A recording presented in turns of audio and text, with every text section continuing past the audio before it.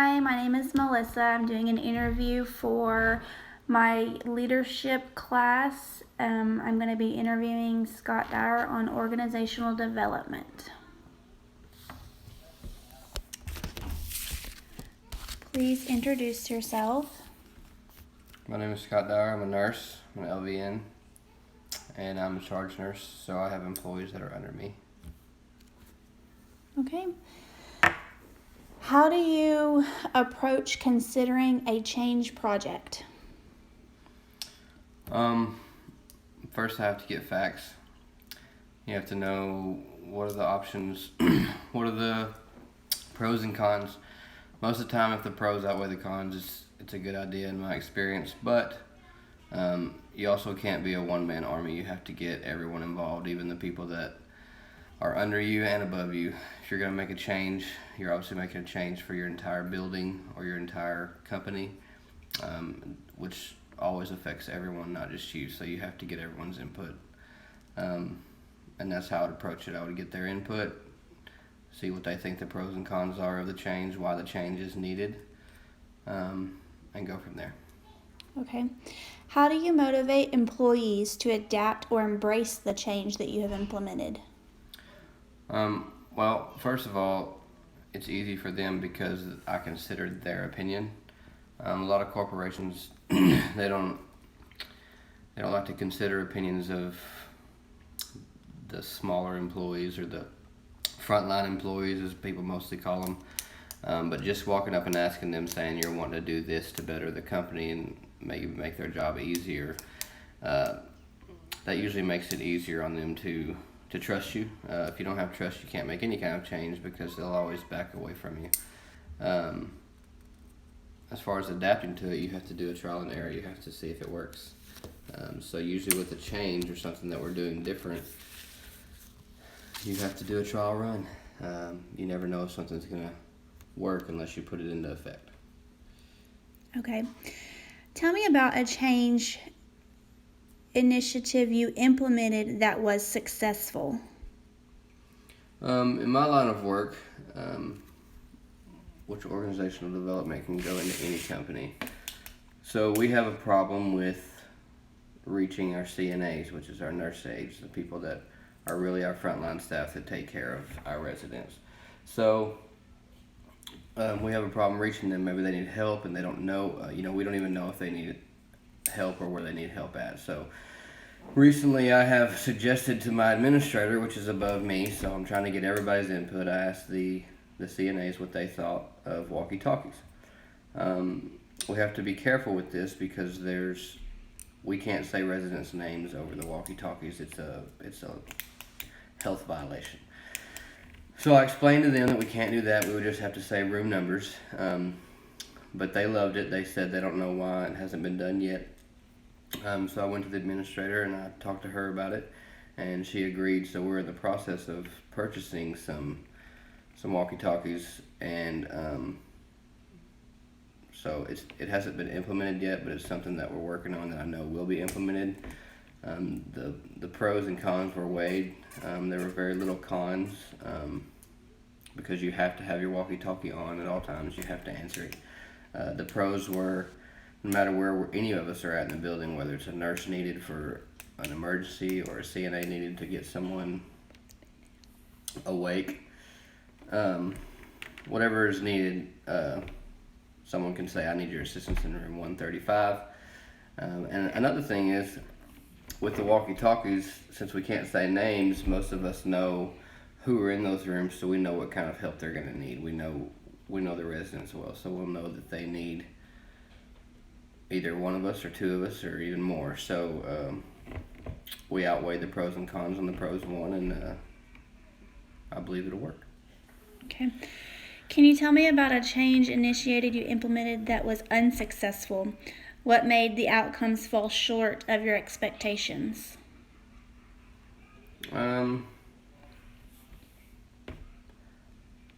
Trying to do something myself, kind of based off what I just said. If you try to do it by yourself, it won't work. So trying to change leadership, maybe trying to appoint a head CNA. So we have this CNA She's been there for 15 years, and we appointed her the head CNA. So she gets to make the schedules. She gets to do basically what she wants. So if she wants to be off on the weekends, she can. She has a certain person she wants to work with. She can do that. We have received feedback from the other CNAs that's unfair.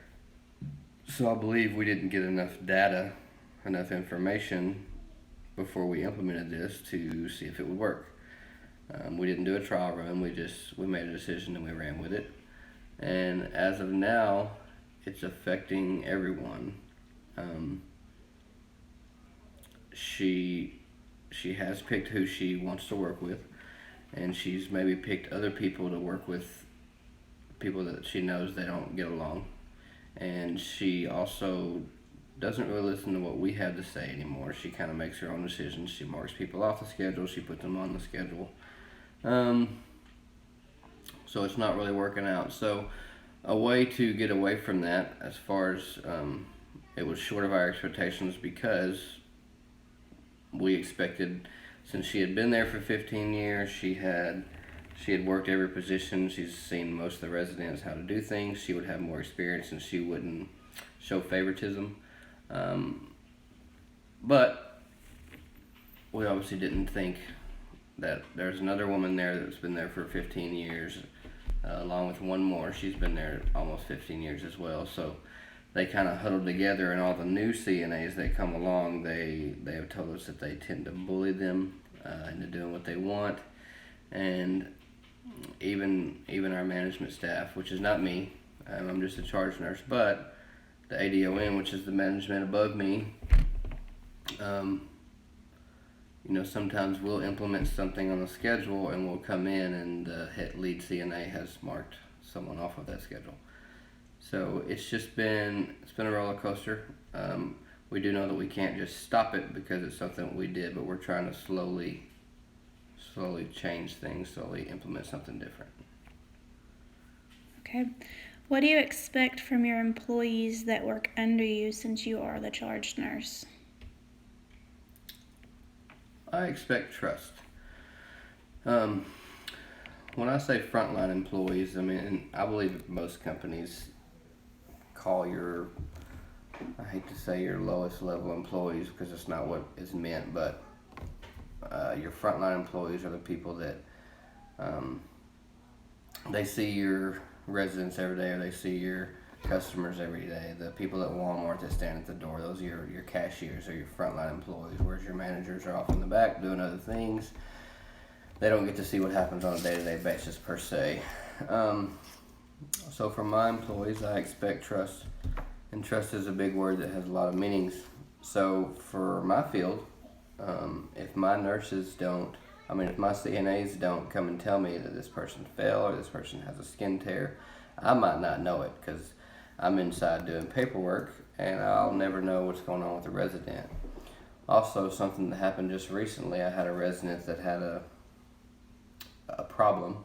I can't disclose what happened, but I had a problem, and the CNAs called me over there and they said this resident is acting different than they normally do. Normally when a CNA says that, it means there's something wrong. The problem I find, this is all about trusting your employees, the problem I find is management will kind of bypass what they say. They'll kind of just push it off to the side. Okay, well we're too busy or we can't. Something I've found, if your employees know that you'll stop what you're doing to listen to what they have to say, trust kind of falls into respect. So I stopped what I was doing and I went and assessed the resident, and sure enough, about 5 minutes later, something happened with the resident that if they had not called me over there, we might not have caught it. So it goes into trust and respect. So my CNAs know that sometimes management is afraid to get their hands dirty. To me, if you won't do what your frontline employees will do, let's say Walmart, let's get off of nursing. Let's say if a manager sees that the store is getting backed up, or they have several lines worth of customers, and they won't come clock in and start checking people out or start checking people through the register, then their employees will see that and your employees will turn on you. So, what to expect from your employees is it's a very loaded question. Honesty, I know that kind of falls under trust. That's why I said trust has many meanings. Honesty is everything. You should be able to walk up to your employees and ask them a question and know that they're telling you the truth, vice versa. I think that if your employees don't trust you, they don't trust that you'll get in there and get your hands dirty. I mean, going back to nursing, my CNAs know that if they're busy, then I'll get off of what I'm doing and I'll come help them give a shower. It's not my job description. That's another big thing is corporations give out job descriptions, and most of the time at the bottom of a job description it'll say, and any other task assigned, or at least that's what we used to do. That way it covers that, well, yeah, you have this job description, but then you also have here at the bottom, you're required to do anything else that's asked of you. So I guess I expect from my employees what they expect from me. They expect me to help when they're in need and not to think I'm better than them. And also build relationships. I expect my employees to build relationships not only with the residents or customers, but to build relationships with me. I mean, you see these people, these employees or people you work with, most of the time more than you see your own family. So if you don't have a relationship with them, then there might be a problem. I don't mean a personal relationship. You should never ever have personal relationships with anyone you work with. It'll get you in trouble. But it all boils back down to trust and honesty, and don't be afraid if you're a management to get your hands dirty and do what your frontline staff is doing, because that'll always gain their respect. All right, that was a great answer. Thank you. I have just a couple more questions. What do you think your greatest weaknesses are as a charge nurse? Because you did say that a charge nurse is some form of management, just not higher up management, correct? Yes, we're in charge of the CNAs, and the upper level management trust us to run the building. We see our residents more than, of course, management does. My weakness is trusting. It all goes back to trust. Sometimes with those relationships you build with your employees, you tend to trust them more. You tend to. I mean, you talk to, like I said, you're with these people 8 hours a day. You get off and you go home with your family maybe 4 or 5 hours before you go to sleep. So you start trusting these people. You may tell them a story about your life, or you may start trusting them to, hey, can you cover this while I do this? And so my weakness is trust. I trust too many people. I have found in the past, you need to keep it strictly work related.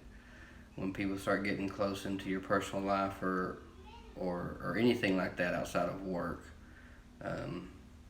they use it against you. As long as my best advice, as far as, since that's my weakness, if you know you're not doing anything wrong and you're doing your job properly, it doesn't matter if it's your manager or not. They're going to, everyone's looking out for themselves, so try not to trust everyone. That's my weakness, is too much trust. Okay. What do you think your greatest strengths are as a charge nurse? Trust. And let me elaborate. What I mean is, I'm a proactive leader. What that means is, it goes back to getting your hands dirty. I see some people, I'm not going to go to nursing, but some people, management, that are just afraid to jump in and do the dirty job. I mean, we'll go back to